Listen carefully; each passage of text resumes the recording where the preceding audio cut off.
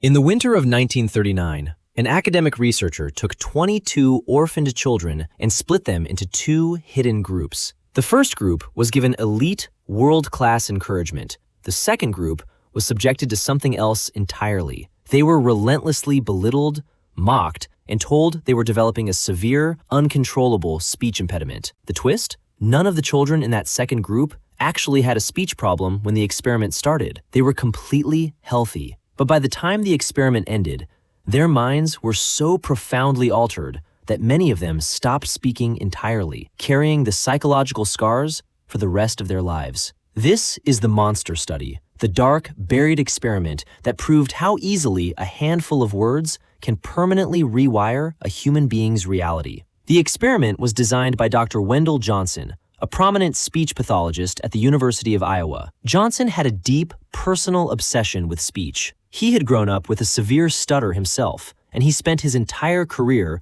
trying to figure out where it came from. At the time, the mainstream medical community believed that stuttering was purely organic, a biological glitch in the tongue, the jaw, or the nervous system that you were simply born with. But Johnson didn't buy it. He had a radical, alternate hypothesis. He believed that stuttering wasn't a disease of the body, but a disease of the mind. He suspected it was caused entirely by external pressure, hypercriticism, and the fear of making a mistake. To prove his theory to the world, he needed a clean, controlled environment. He needed subjects who had no parents to protect them, no outside influences to interfere, and no escape. He turned his sights toward the Soldiers and Sailors Orphans Home in Davenport, Iowa. He recruited a 22-year-old graduate student named Mary Tudor to conduct the actual fieldwork, while he supervised from the university. Together, they selected 22 orphans. Only 10 of these children actually had a genuine biological stutter before the study began. The other 12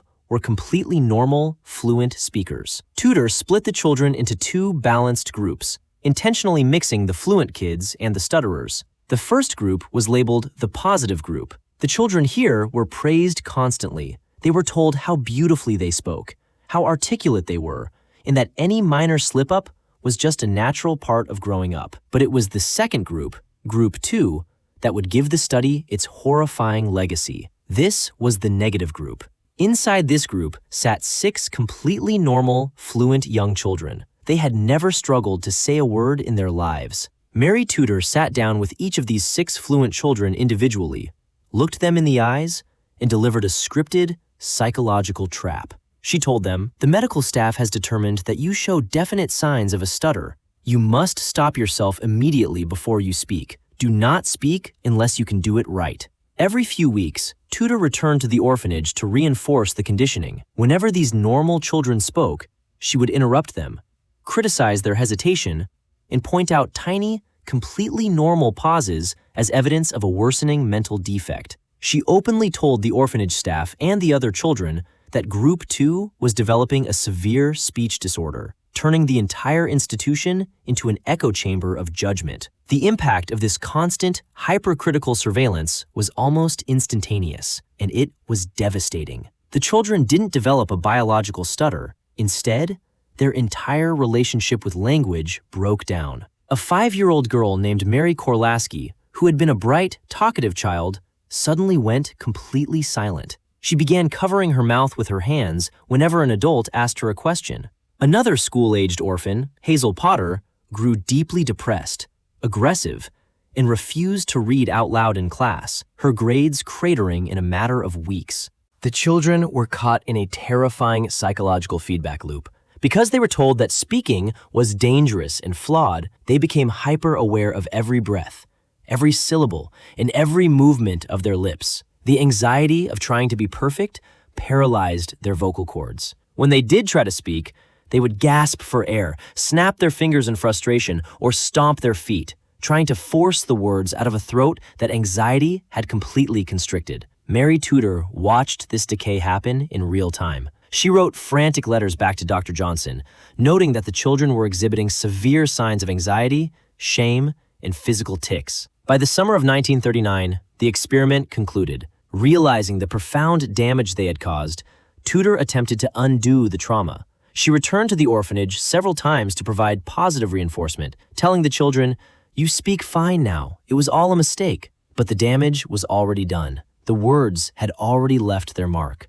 The children grew into adulthood carrying a deep, unshakable sense of shame, isolation, and a lifelong fear of their own voice. When the details of the study were finally unearthed and published decades later, the medical community was horrified. Researchers compared it to the human experiments being conducted in Europe at the exact same time, and Johnson's colleagues privately labeled it the monster study to ensure it was buried deep in the archives to protect the university's reputation. In 2007, the surviving orphans were finally awarded a multi-million-dollar settlement by the state of Iowa for the lifelong emotional trauma they endured. The traditional, common reading of the monster study is that it was an unethical piece of history. It is used as a warning about the dangers of unchecked scientific ambition and the vulnerability of orphaned children.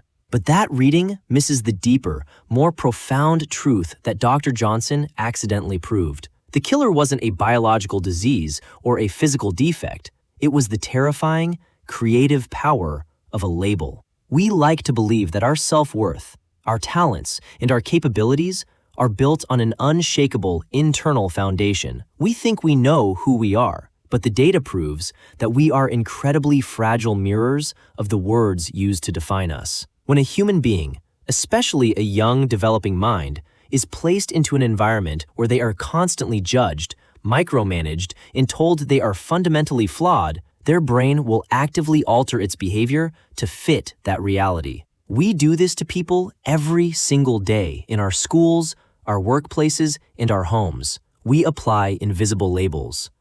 We tell people they are slow, difficult, anxious, or incapable, and then we watch as they slowly withdraw, cover their mouths, and stop trying entirely. The children in Group 2 didn't lose their voice because their vocal cords failed. They lost their voice because the people they trusted built a cage out of words, and they simply learned how to live inside it. We look back at our own lives, and we often wonder why we are afraid to speak up, why we avoid taking risks, or why we feel an unshakable sense of anxiety when we are noticed. We assume it's just who we are, a natural, genetic part of our personality. But the truth is sitting right there in the records of an Iowa orphanage. Many of the walls we walk around today aren't biological. They are just the echoes of old scripts, old criticisms, and old labels handed to us by people who didn't realize they were playing monster with our minds. The orphans didn't have a choice once the judgment started. We still do. What happens next